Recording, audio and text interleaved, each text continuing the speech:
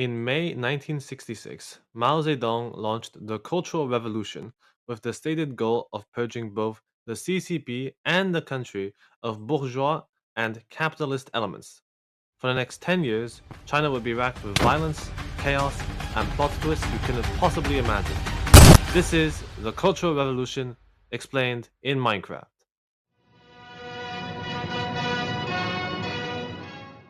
Let's start from the beginning. In 1949, after decisively defeating his nationalist opponents in the Chinese Civil War, Mao Zedong, chairman of the Chinese Communist Party, or CCP, had a blank slate to transform China into a veritable communist utopia. Truly, anything and everything seemed possible. But then they messed it up. The Great Leap Forward, launched in 1958, was intended to industrialize the country. However, it ultimately led to a famine, resulting in up to 45 million deaths. To address this crisis, recently appointed President Liu Shaoqi, the presumed successor to Mao, and Premier Zhou Enlai introduced reforms, including individual incentives. However, to the chairman, this seemed like capitalism. Meanwhile, in the Soviet Union, their dictator, Joseph Stalin, had died and been replaced by Nikita Khrushchev. On the 23rd of February 1956, he gave a speech so secret that it was later read out publicly at thousands of meetings, denouncing Stalin as a bad person and especially his cult of personality. This shocked Mao and, along with Khrushchev's more friendly attitude toward the West, led him to believe that the USSR had abandoned the ideas of Marx. Fearful that China would turn out like the Soviet Union, Mao was convinced that the country needed a cultural revolution to revitalize the Communist Revolution and purge the CCP of bourgeois and capitalist elements. These fears would be formalized in 1966 by the 16th of May notification, officially launching the Great Proletarian Cultural Revolution. And now the crap starts to hit the fan. A week later, at Peking University, a faculty member published a criticism attacking the university administration. These Dazibao, or big character posters, quickly spread to other universities, with radical students attacking teachers and party members for being anti revolutionary. Lessons were cancelled nationwide, which means you have more time to watch this video now. The violence escalated significantly in August. At Beijing Normal University, Bian Zongyun, a vice principal suspected of being against Mao, was beaten to death by pupils who used iron branded wooden rifles and spiked clubs. She would be one of the first victims of Red August, as radical students organized into Red Guards were told to smash old ideas, cultures, customs, and habits, collectively termed the Four Olds. Red Guards destroyed everything from family genealogies and Buddhist good luck couplets to ancient temples and valuable artwork.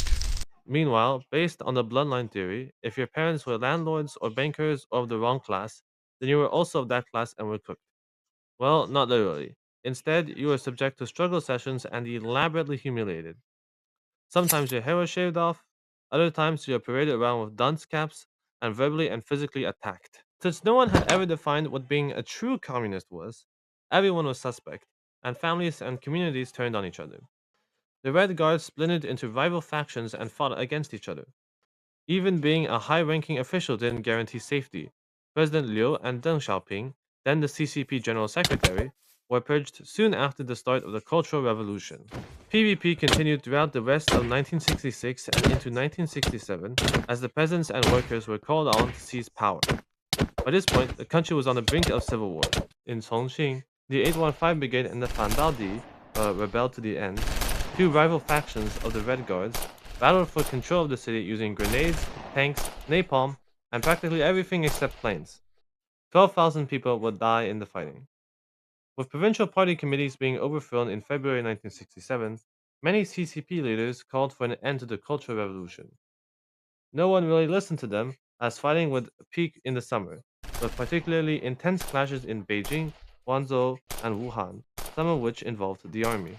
By 1968, all the top leaders of the CCP believed the Cultural Revolution had gone too far. Violence gradually wound down, mostly disappearing by the end of 1968, as rampant and persistent infighting within the Red Guards caused Mao to become disillusioned with them. The People's Liberation Army occupied schools, factories, and government agencies to curb the Red Guards.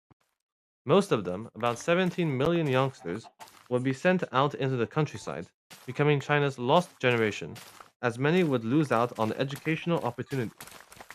While this did restore order in the cities, the sent down youth had to work in the villages where there was no electricity or running water, and many were killed by peasants or killed in work accidents. They would only return in 1978. With Liu Shaoqi being formally expelled from the CCP in October 1968, you might wonder who Mao would name as his next successor. Well, that would be Lin Biao, Minister of Defense and a fervent devotee of Mao. In fact, he was the one who ordered the collection of all of Mao's quotes, like they were Pokemon, and helped publish his Pokédex, quotations from Chairman Mao, also known as the Little Red Book. He was a brilliant tactician and captured Beijing at the end of the Civil War. In the spring of 1969, clashes erupted between China and the Soviet Union over their northern border, and Lin seized the opportunity to consolidate his power, declaring martial law and purging some of his rivals. However, his rapid rise to power caused many party leaders, including Mao, to grow suspicious. The chairman, along with his wife, Jiang Qing, and the premier, Zhou Enlai, began plotting against the vice chairman. To indirectly attack Lin, Mao criticized some of his top officers in 1970, and Chen Boda, an ally of Lin, would soon disappear from the public eye. Additionally, the presidency was abolished to prevent Lin from assuming a higher position. By this point, both Mao and Lin suspected the other of trying to orchestrate the removal of the other. And how does this conflict end? In total confusion. From this point, the events differ depending on who you ask. According to the CCP, in September 1971, Lin Biao attempted a failed coup d'etat, although the actual occurrence is disputed. Fearing for his life, Lin and most of his family tried fleeing to the USSR by plane. However, it crashed in Mongolia, killing everyone aboard. The fact that Lin, one of the Cultural Revolution's and Mao's most ardent supporters, was, according to the official narrative, a renegade and a traitor, shocked many to their core and led them to lose faith in and become disillusioned with the CCP. Besides that, China mostly returned to a state of normalcy by late 1971. Schools were reopened, people who had been purged early on were rehabilitated, including Deng Xiaoping, who had been working in a tractor factory for the past few years, and trade with the outside world increased. So, everything is sunshine and rainbows now, no? Well, guess what? When one conflict ends, a new one begins. While pragmatists like Deng and Zhou Enlai sought reform, economic growth, and stability, they were opposed by the radical Gang of Four led by Jiang Qing, Mao's wife. They were more ideologically driven and were against the quasi capitalist policies of the reformists. This conflict was only worsened by both Mao and Zhou's declining health, with Mao suffering a stroke in 1972 and Zhou being hospitalized in the summer of 1974. Zhou would be the first to kick the bucket in January 1976. Widely viewed as a selfless and moderating force during the turbulence of the Cultural Revolution, his death caused an outpouring of grief, and, in April, thousands gathered in Tiananmen Square to mourn, with some even demanding more openness from the government and criticizing the Cultural Revolution. In what would become the April 5th Tiananmen incident, not to be confused with the more famous one in 1989, Jiang Qing ordered the army to disperse the crowd. Deng was blamed for the incident and was purged again. Yes, he was purged twice, but only for a short time. Mao would take his turn and die on September 9th, succeeded by Hua Guofeng, who, with the support of various political, police, and military leaders, arrested the Gang of Four, finally bringing the Cultural Revolution to an end. In conclusion, the Cultural Revolution was a failure, with even the CCP admitting that it had caused the most severe setback and the heaviest losses suffered by the party, the country, and the people since the founding of the People's Republic. In 1978, Deng Xiaoping became the paramount leader of China, and with the rest of East Asia, particularly Japan, South Korea, and Taiwan, experiencing rapid growth, he concluded that China needed radical economic growth to catch up.